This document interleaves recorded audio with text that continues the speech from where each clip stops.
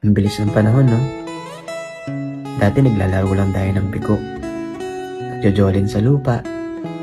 Tapos, tumbang preso bago lumubog yung araw.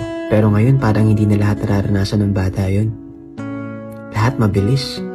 Gadget, notification, scroll. Kaya ako thankful ako kasi naabutan ko pa yung galos sa tuhod, pawis sa damit.